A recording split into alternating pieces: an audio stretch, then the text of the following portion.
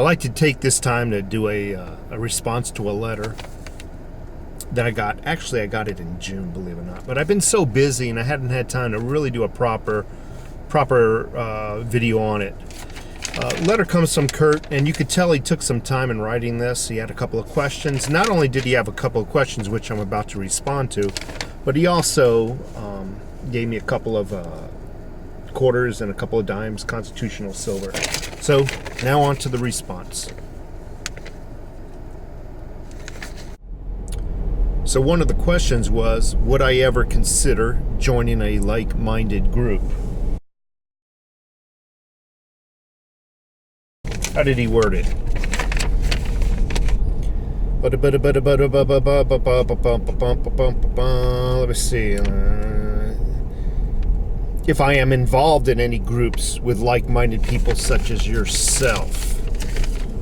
When I hear the word groups or like-minded groups, my mind automatically gravitates towards militia groups, or one of those self-proclaimed fundamentalist groups, and I could be wrong, but I don't want to accidentally, because you can accidentally join a group thinking that their intentions are just good, just going out and shooting every now and then, and you can accidentally join a group.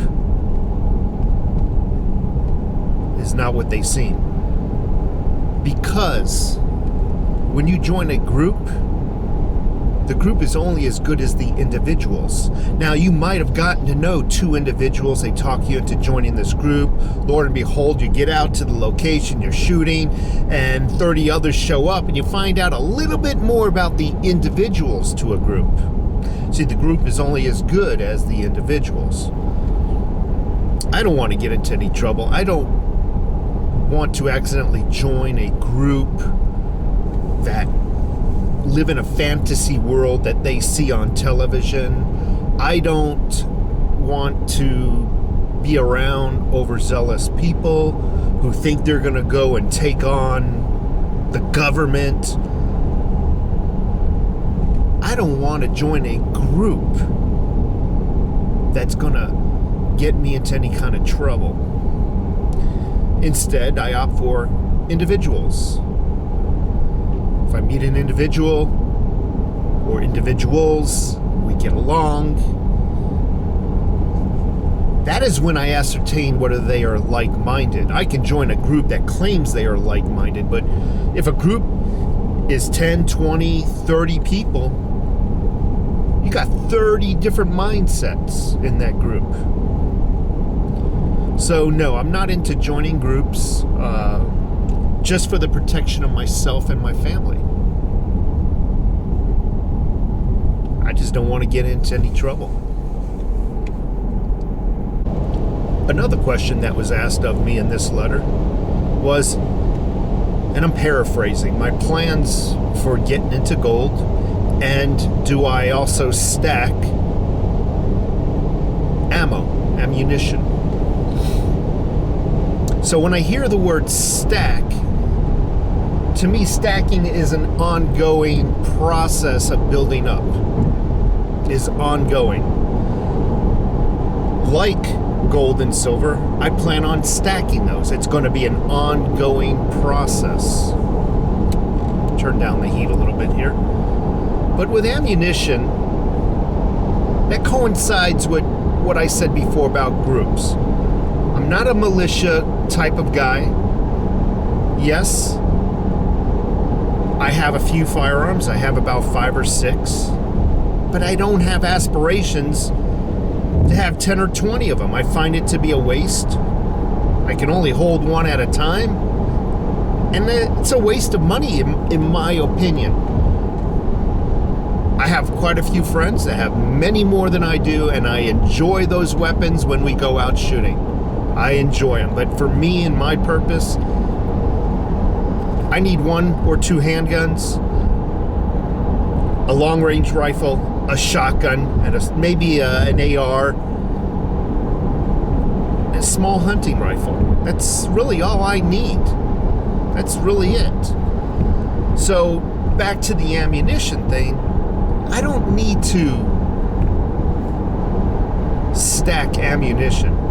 I have maybe 500 to 1,000 rounds per each weapon, and that's it. That is my goal for stacking ammo. Again, I don't stack ammo.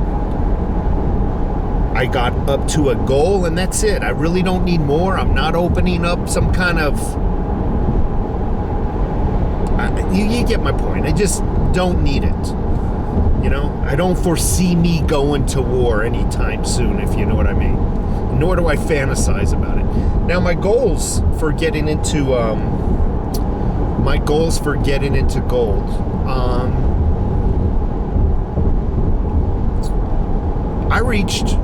I think I've reached maybe I might have about 40 more ounces to go, 40 or 50 more ounces to go, and I've reached my goal for silver. And I have talked it over with the wife, and we do intend on getting gold. My plans are this, and that is to acquire quarter ounces. Now, I know the premium of quarter ounce bullion, coins, whatever, is higher. I realize that, but it's easy to, how do I say this? It's easier to get silver. There is an almost instant gratification when you go buy silver. First of all, very little savings up. You don't have to really save up, per se, to go out and buy silver. You want 5 ounces? Okay, there's $100, give or take. There's not much savings that you got to do to save up for $100 worth of silver. Frankly, if you want a tube, okay, we'll just round it to $400. Really, not that much savings going on around there. Okay, I might take 100 or 200 from one paycheck, another 200 from another paycheck. Boom, I've done my savings. What I'm saying is, to get silver, there's a lot of instant gratification. Very little savings. You basically order it and ship to you, instant gratification. And I do enjoy instant gratification. Reason why I'm bringing up those words, instant gratification, is because I enjoy it. I love having that precious metals in my hand. Instant gratification. With gold, on the other hand, we're talking, as of today, it was $1,552 an ounce. There's some savings going on there, folks. I'm sorry. I don't have enough money to just throw away $1,500. It takes some savings. It takes some effort. And I must admit, very little instant gratification there. And I think that's why a lot of people get into debt. They know the interest rate on something. They know how long it's going to take to pay it off. But they get it like that. They rather put it on a debit card, pay the interest rate on that stupid debit card, than wait 2, 3, 4, possibly a year to buy something and save up for it through that process of saving. So I'm guilty of it from the aspect I want instant gratification also.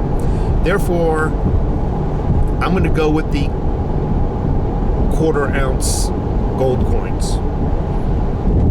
And not just for the instant gratification. It's just easier for me to acquire. It's easier for me to acquire a quarter ounce at a time than a full ounce at a time.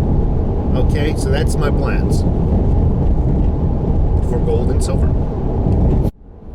Again, I wanted to thank Kurt for not only writing me a nice long letter, but also sending me the 2 quarters and the 2 dimes, constitutional silver.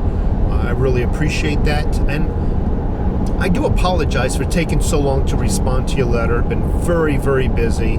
And sometimes I need to sit on something a while and let things stew, if you know what I mean, before I give off an answer. Anyway, thanks again, Kurt. And thank everybody for watching me. Thank you.